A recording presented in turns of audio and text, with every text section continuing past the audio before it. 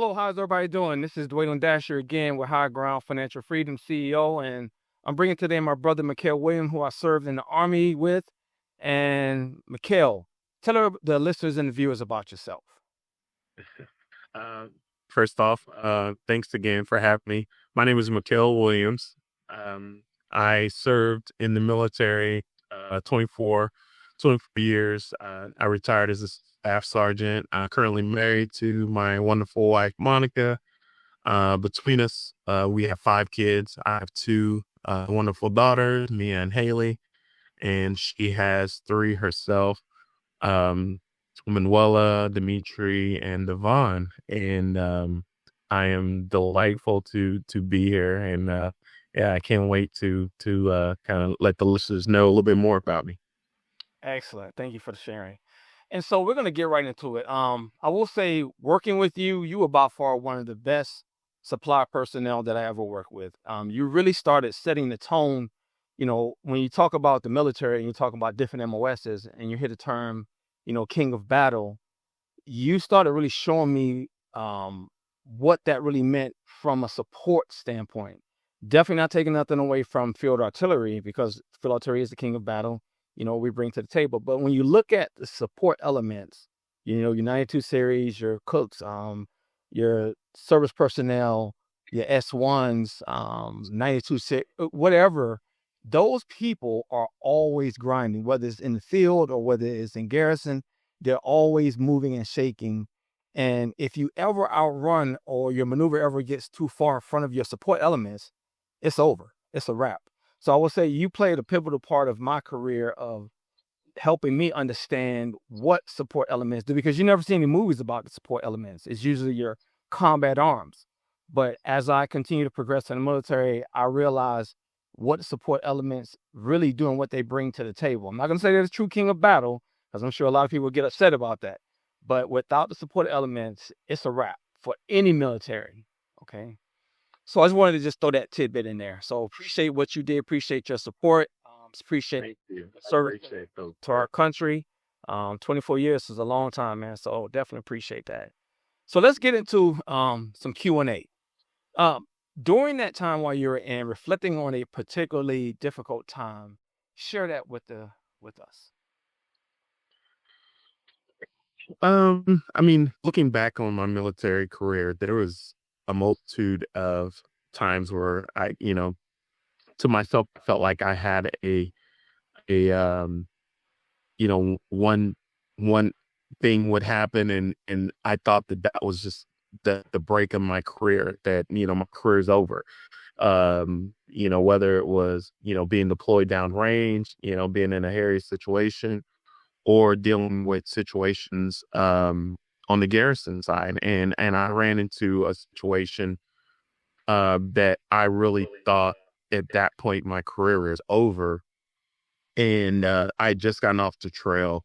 And when I say trail, I was an instructor. I was a AIT instructor, and my responsibility was to, as soon as soldiers come out of basic training, they get sent to the school where they're going to learn their job. My job was to teach them their specialty job, which was 90 CA's unit supply specialist.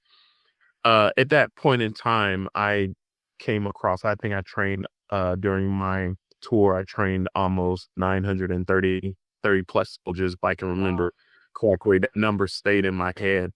Um, but within those classes that I trained, I kept contact with a multitude of soldiers, and got to my duty station. I end up PCSing and going to Joint Base Lewis McChord, and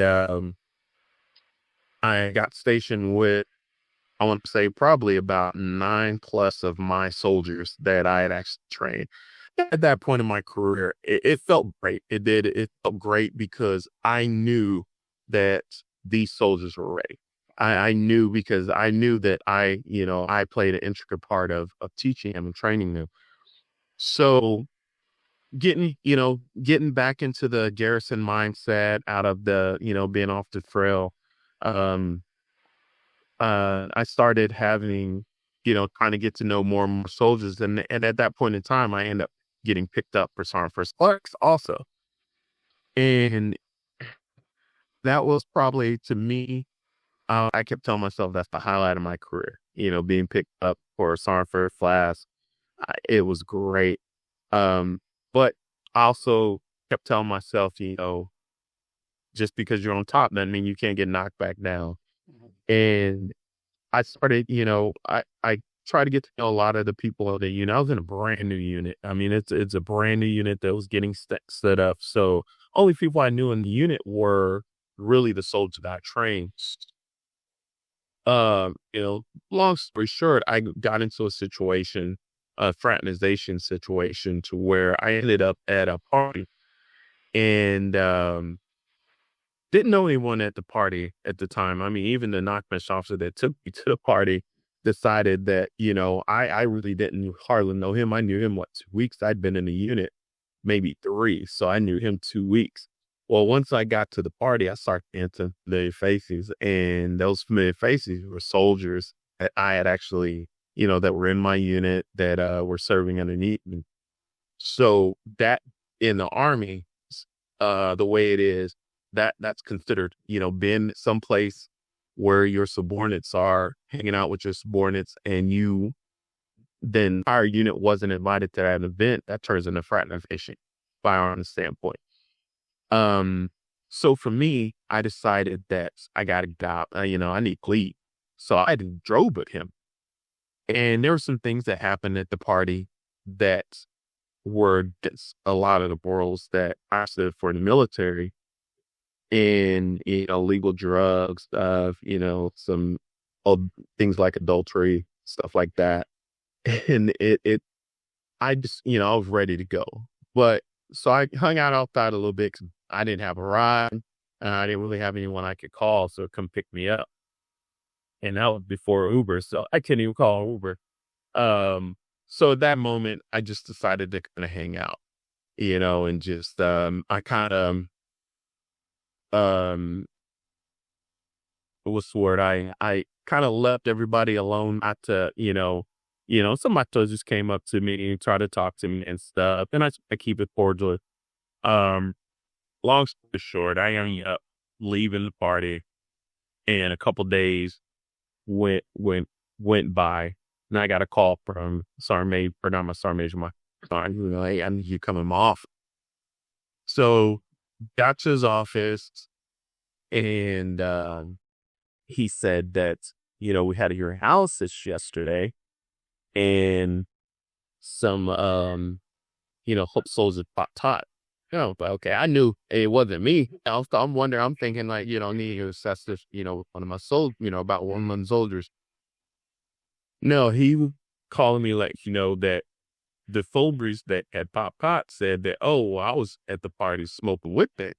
So immediately I was upset. I mean, I got upset, and I was just like, well, well, we're going to talk more about it. The commander wants to do a commander's inquiry, which is an investigation the commander does on the command, on his lever. And that ended up turning into even more and more. So once soldiers started getting threatened with getting put out the military, my name kept being dragged. Well, it got to a point to where um, I had a couple soldiers in my command that I would lean more on than I would up. And it did, a little bit for that actual initial command, because it was unfounded manager. It was unfounded on my part, which was great. But they, they're still looking like, okay, well, it be that individual. Um, so a lot of stuff was, what kind of brought up in front of me, the way my relationships were with some of my fellow soldiers. And this one particular soldier that I knew she was seeing a non-commissioned officer. She was dating this non-commissioned officers. And for me, I talked to her about it, offhand, but at that point in my career, I really didn't want to get involved in it because I knew then. I knew who he was. And he was a lot higher ranked than I was. Well, you know, soldiers start telling each other, trying to save their neck, and her name got brought up as she was dating the other non-commissioned officer. So then an investigation got launched that's, that this non-commissioned officer ain't starting to see the soldiers. So instead of everybody said, "Oh, well, Sam Reeves is in this snitch," even when it told. So soldier went back and basically stated that now, well, Sam Reeves was talking to me. That's who I'm seeing. I'm seeing Tyrese, and it got to a point to where he gave him everything. I mean, text message, everything, but to the army, it still looked like, okay, because she said it, it must be true. It must be true. So got to a point in my career where I should look, I'm going to fight for what I know is right. And I told Mappa, look, if she's saying this, I'm going to do a Fort Marshals. And my mother always, and she's like, man, she's like, Mikhail, you didn't do it and don't fess up. Stick to your guns.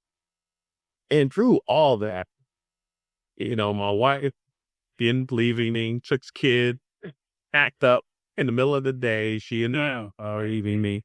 I was suicidal. I mean, I tried to take my life. And the Sorry to hear that. yeah, yeah. I mean, it was tough. It was a tough situation to be in. And I woke up in that hospital, and God, I felt like God was telling me, look, you're not going nowhere. I put you here for a reason. He said, don't give up, don't stop fighting. And I told myself, you know what, I'm not gonna stop this. I know what I did. I fessed up to what I did. I fessed up to, being where I was not supposed to be, but I'm not gonna fess up to what I didn't do. And it's crazy because when I told them I wanted court martial, I think that they had no idea how to approach it or even how to deal with it. And I was in for a court martial for almost 2 years, literally 2 years. And I seen it was so bad, my whole command phased out from my command sergeant major colonel, my light colonel, command sergeant, battalion command sergeant, and my commander and first sergeant. All of them changed out. So I get a new commander, new first sergeant major, and sergeant major comes to me, and we end up having a conversation. And I got had a lawyer and everything. And my lawyer called me to his office, like, hey, you need to call it your sergeant major. We need to figure out what's going to happen. I'm in the office with my lawyer. We call my sergeant major. My lawyer or my sergeant major does not know that my lawyer is there. Got him on speakerphone. And I felt, and I trust this sergeant major. Truck because he was probably after all this was said and done, he knew Sergeant Major. We got to know each other. He's like, man, Sergeant Major, you're an amazing guy. Like, I cannot believe you're in this situation. He's like, you're still, after everything that's going on, you're still one of my hardest working NTOs. You're still leading from the front when we're doing running. He's like, you are taking care of soldiers. He's like, I cannot believe that that they're saying that you did this on PAFE, which was adulterix. And so Pete, if forego the Fort Muscle, take a heart scene, he's like, which can give you a slap in the wits. He's like, and you'll keep your promotional status, because I'll still I'll still promote it. And keep your promotional status, and you'll be able to, go on without your career. He's like, we'll probably give you some extra duty or something. Said, I'm like, all right, Sergeant Major. And your lawyer was on the phone at the time? Yes, yeah, my lawyer, I mean, we were on speakerphone, so Okay. he didn't realize that I was because I never really had an opportunity to tell him, hey, look, I'm here in my lawyer's office and we want to talk. Like, he immediately, once he said, hey, this is Will, this is Sergeant Williams, he just started talking, just started talking. So I never got an opportunity. So once we got to, the court martial proceedings, um, everyone came in. I think you showed up. Everyone came in and spoke on my behalf, and Colonel had no remorse, bust me down to E5, took my promote, obviously my promotable status went out the window. And then he also decided that he was going to uh do an administration board to put me out the military. So I immediately felt like my trust, like in the organization and military was gone. I mean, just, and then of course, my marriage was over. My marriage was, and to myself, I had to kind of look, how are my kids going to see me? That was probably the one thing that I cared about the most is how my daughters are going to look at me. Um, so I call my mother, she's prior military, retired military. So I get a lot of advice from her. And she said, Mikhail, she said, don't stop. Don't give up. It's not over. She's like, it's not over. She's like, you still have to do that separation board. She said, she's like, get yourself ready for that. She said, I'll help you, I'll do whatever I can, and I think, I reached out to a lot of people, but I also took it upon myself to do research on how it's conducted, what is the whole point behind it. And, I wanted to sit and take that time to educate myself. And that's what I did. I educated myself on how the board proceeding. And I went in there, I got a lawyer, the same lawyer, and we went in there and we fought the separation board. And one of the things that I think really, well, two things that really did it for me during the separation board was what we called my sergeant major up and had him, let him know that, hey, he was on the phone. My lawyer was on the phone at the time that he made these, basically said that if he took, basically coerced me to take the Article 15 versus going through with the court martial. Because had I went through the court martial, I would have won. Um, because I mean, there was no proof there. And I learned that was one of the biggest reasons why I chose a court martial. But my sergeant major, he left. He walked out. He was like, I can't. He wouldn't even answer the question. He would not answer the question. So he walked out. Um, and then I talked to the board. And I explained to the board. I said, you probably normally don't hear from a soldier, but I owned up to what I did wrong versus what I didn't do wrong, and I owned up to what it looked like, what it could be perceived as. And I said, if I'm given another chance, I am going to put myself in a position to be a better NCO, be a better father, be a better husband if my marriage, if my marriage is there. And then I want to retire, and I told that sergeant major, it's a sergeant major on the board. There's a sergeant major, a colonel, and I think the sergeant first class, so I'm not mistaken. But I mainly was looking at that sergeant major because she was the one that was more vocal. So I end up at the end of the day, obviously I end up winning and getting to stay out or getting to stay in the military. And I think one of the hardest things to overcome is after that happened, what do I do next? That was one of the hardest things because after I walked out, and I found out that I, that they could possibly be trying to keep me in the unit. It's, for me to get RCP'd out. I remember I called you and then you had a conversation and you came over, which meant the world to you. You came over to my brigade sergeant major's office. And talked to him. And I remember, I'll never forget getting a call and I was in a hallway and I guess my sergeant major got a call. And he's like, Wills, grab your gray, let's go. And he said, I don't know what you did. He was telling me this right there. He's like, but he said, he's like, this is not going to be good. And so I remember we walked in that office and that sergeant major said, Bill is getting transferred to 72 Fire. Get him orders now. ASAP. He's out of here. I wanted to cry. And I still think about it now, makes me, Mhm. because at that point in time, I realized that I was meant for something more and told myself, if I'm given this, this up chance, this is before the separation board, that whoever I'm working for, I am going to show them that they have gotten one of the best NCOs in the Army, and I'm going to do whatever I can to make sure that I represent them as well as soldiers in the best possible way. And that was one of the things that I took so much pride in once I did come over to 17, um, in making sure that I knew exactly what I wanted. I wanted to retire. That was my next goal because a lot of people, said, so I was at that point, I'm never going to be retired. I'm never going to be able to retire. They're like, oh, you're never going to retire. I wanted to prove more people. I didn't want to chase more. And I knew that I could get on first class again. I knew I could be a master sergeant if I wanted to. I realized at that point in time, there's nothing that I cannot do if I don't put my name to it. And once I retired, I told myself, I need to get my degree. I need to show my kids.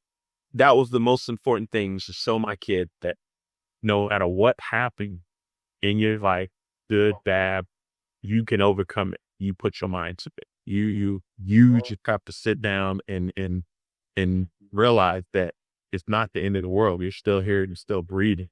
You can overcome. You can make it. So that was probably like one of the hardest things, trying to figure out, am I going to stay in? If I do stay in, I need to go back and try to get my reign, but then I told myself, I just been retired. I retired as fast sergeant. I'm going to be just as happy as I would have if I retired as a master sergeant down the line. I think, Mhm. this task, that's why I'm here where I'm at now. So No, sorry for the, no, I mean that because I've always said, and you have to be careful when you're in a leadership position. I've always said there is no good defense against a false accusation because then you go into defensive mode. You have to now protect yourself, and you can come across looking guilty. And one thing I always know is the people that I work with, that I had the privilege of serving with, they always had integrity. So when you told me that you did not do X, Y, and Z, there was no question about it. There was always, because I saw what type of man you were, a family man. You had your daughters, when we served together in Hawaii. And I'll say to you, what was the pivotal moment that you realized that you can do? You kind of spoke on it, but that you realized you can do anything. That you said, okay, you know what?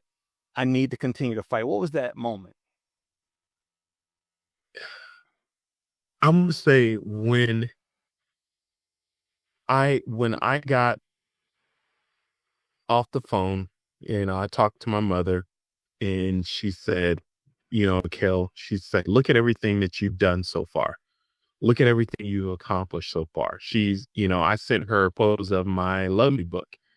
She said, you are a decorated soldier. You have done multitudes of things on top of, on top of having a career, raising kids. She's like, you've done so much. She's like, why give all that up? And she said, don't stop fighting, because if you stop fighting, you'll never know what you could have accomplished. And that, when, hearing those words made me, it's just not give up. I was so, I went into that admin separation board and I just knew, I'm like, there's going to be a good outcome. I just felt like it. I just felt like it's going to be a good outcome, even though I had sat and watched multiple admin separation boards. I'd sat in on some, and I'd seen them all go. I mean, almost every single one of them, soldiers gone, a kicked out. I don't think I've ever sat in one or heard of one that they kept a soldier. So I knew that my odds were against me, but I knew that, one, if I just, my faith in God, I'm always in the church. I'm always praying. I knew no matter what, God, has something for me. This is not it. He has something for me. And that right there was the turning point. That was a turning point. So Oh, that's good. Thank you for that. And then looking back, when you said that you knew this young soldier was, involved with another senior non-commissioned officer, and I know you've seen a lot of things. A lot of people get out of stuff. And what was your reason, your main reason for not coming forward with that information? At at that point in time, I looked at how much because I don't know, I felt like one, he was a Masonic brother. He that he so I felt like, I would be turning my back on, another Masonic brother. But I also thought, I felt like, it's just gonna cause more issues than fixing the problem because I felt like no one really would believe me, if I brought it up. I'm just someone that, I was new to the unit and, I bring this up, it's gonna cause more problems than anything. And I felt like too, at the end of the day, karma back then looked at it as like, karma's gonna get him. Karma's, it's gonna get him. And it's sad because I've seen a lot of that in the military. And it was it's really sad. But I also just felt like, I'm not gonna deal with this right now. It's not something that I want on my plate, and I kind of wish that, I would have thought differently. But the way that my mind was set up, I just felt like it wasn't something that I wanted to deal with or even bring to the table because I didn't really know my leadership. I didn't trust them. And I felt like it would be more issues. And plus him being a senior non-commissioned officer um, of that level, that he'd be able to cause more problems than I could, So I was more, I was a little scared too, just to, say something because, I knew that at the end of the day, he could just come back and be like, what? Oh, that's BS, blah, blah, blah, and I just felt like he can make my world worse, if I did bring it up. So, Okay. So tit for tat. No, I understand. I understand. I mean, nobody knows what's going to happen until they're actually put into that situation. And and you had all those other things coming at you, just getting to the unit, making no excuses for you, just coming to the unit. Now, you said you did wrong. What wrong when you left the party? What wrong do you feel like you did when we well, saw that those service members were there? I one of the things that always sticks in my head is that, at the time, my wife at the time, we're divorced now, but she didn't want me to go. Just hanging out with the boys, but I felt like, had I listened to my wife, I'd never been in a situation, because she just felt like something, was wrong. Or, like normally she wouldn't tell me no, to, no, go hang out. But, that particular time, she's like, no, I want you to go. And I felt like, being there, being around, especially just coming off the trail, I mean, fraternization was huge. It was a big no-no, when I was over in Trade Oxide train. So it was always put into our head, just drilled into our head, don't talk to these souls, make sure they have battle buddies. So me being there, seeing, those soldiers that are in my unit immediately was like, I gotta get out of here because my mindset was it wasn't as relaxed as it used to be. And I just felt like I don't need to be there. And, when I could see come from outside, I didn't go and just make sure that that's what it was, but soldiers outside smoking, I kind of figured that that's what it was. It was marijuana that they were smoking. And seeing some of the soldiers that were there at the party once we got into formation and I started paying more attention, I'm starting to realize that there was a lot of soldiers there. It wasn't as many, just like the ones that I knew. It was probably a good from our unit, maybe about 20 or 30 soldiers that were there. And these are all E4 or below, and maybe some E5s and sprinkle of E6s. So yeah, it definitely made me feel like I shouldn't have been there, especially hearing it from my wife. Um, and then, seeing soldiers that I knew that were our soldiers, E4 and below that are there. And I just felt like, man, I got to get out of here. I got to get out of here. So, No, it makes sense. And then looking back, and one thing we definitely want to do as humans is have a lot of regret. Even when I teach financial literacy and people's money is not where they want it, let's not look at regret. Let's look at past lessons. Let's look at those as lessons. Take those lessons, okay, write them down, and then let's figure out how do we move forward. So moving forward, what would you tell a junior leader or mid-grade or even a senior leader in the military or just in any organization as a civilian going through something like that, the exact same thing? What would you tell them to do now? one of my biggest things I would tell them to is never give up. Never give up. If there is something that you want in your life, don't give up. If there's something you feel strongly about, don't give up just because it's not something that the masses agree with but if you're put in a situation, educate yourself too. Don't trust what someone tells you. You might have a lawyer or whatnot. Don't just trust them. Educate yourself. I picked up the Uniform Code of Military Justice Manual. I went and checked one out of the library, and I had that thing. I carried that thing on me, and I just read up on what they're accusing me of and how it's proved. I read up on administrative separation boards. I read up so that I knew just as much as my lawyer or um the colonels, sergeant majors that are at that board, sitting in on that board. I made sure that I knew just as much as they did. So I knew what questions that they were already going to ask me, or vice versa, some of the stuff that I can present to them. That was one of the biggest things that I think really helped me, is that I decided to educate myself. I didn't just trust somebody's word. I made sure that I knew what I could be looking at, and how to talk about these things. No, that's good. And that leads me to the end where one thing I want people to take away is education. Education, because you never know what situation you're going to be in. You could get off this call right now, this podcast, and say, hey, my old leader made a pass at me. And if that happens, I mean, probably unheard of, but if it did happen, I'd have to be in defense mode. So you never know what situation you're going to be in. And one thing we can always do as humans is to educate ourselves, learn something new, not give up. And so that's what I think. And that's what I'm hoping that you want people to take away. If I'm wrong, tell me. No, Um, no, not at all.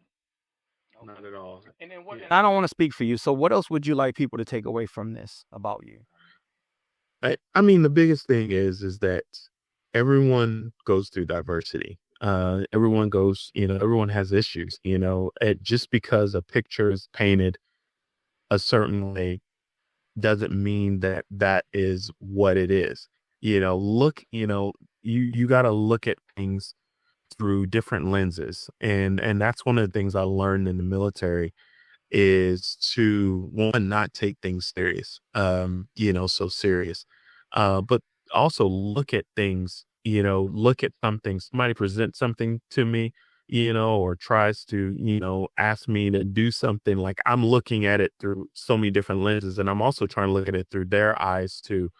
Um, but I guess I've learned a lot through my military career, and I try to live my life, to where, one, I'm not as serious as I used to be, but I also try to look at things differently than I did.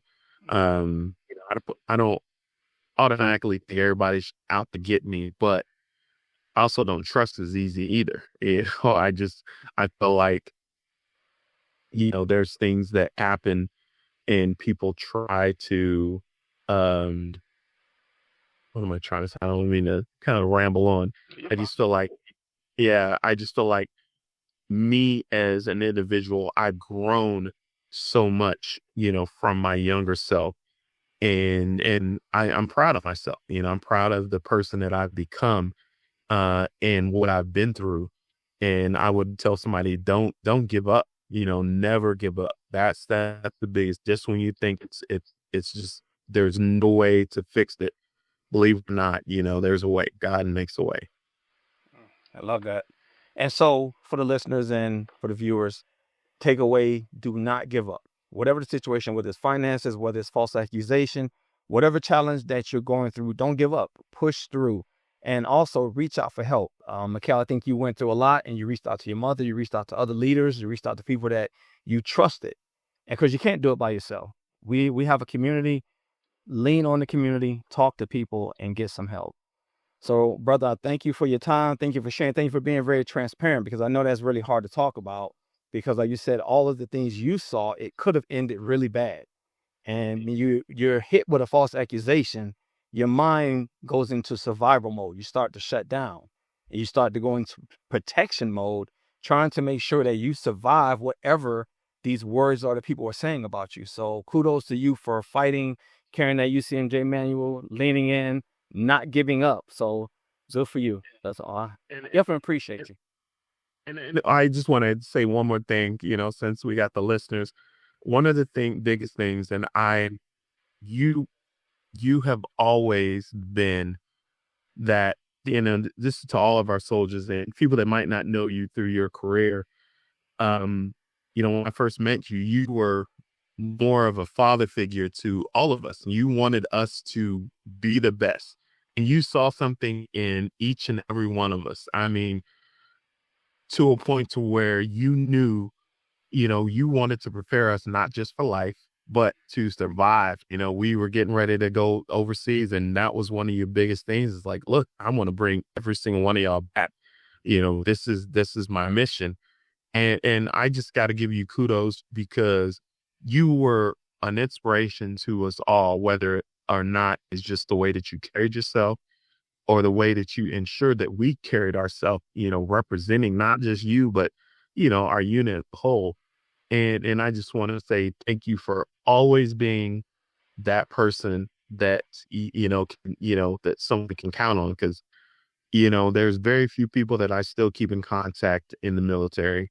And, you're definitely one of them, because Appreciate that. I, I, I appreciate everything that you've done for me in my career, and it was easy to take care of you, because you had no qualms about making sure that I was taken care of. And I just want to say I appreciate it.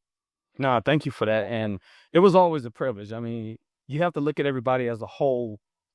Every person that I was with was a volunteer. Nobody was forced to be in the military, and it was an honor to, whether woman, man, whoever it was, you have someone's child. Everybody has a mother, everybody has a father, and that's someone's child. I didn't treat you all like kids, but it was just an honor to have you there. So all what you're supposed to do is give all you have. If you're with them, whatever you're putting, whatever you have, put everything into it. So that's all I did, brother. Same thing with you. Like I said, understanding your craft, understanding your field, your MOS, it really opened up my eyes to, it doesn't matter. You don't have to be combat arms to be hard and be a great leader. I wish I would have known that as a junior soldier, but that really opened my eyes to the professionalism of everyone, not just combat arms, but everyone. Even though I treated everybody with respect, it was just a different level seeing how you manage all of that stuff. And that's the problem, just the level of professionalism. So I appreciate that, appreciate the kind words, and looking forward to talking with you in the future, brother. You too. All right, take care. All right. Thank you.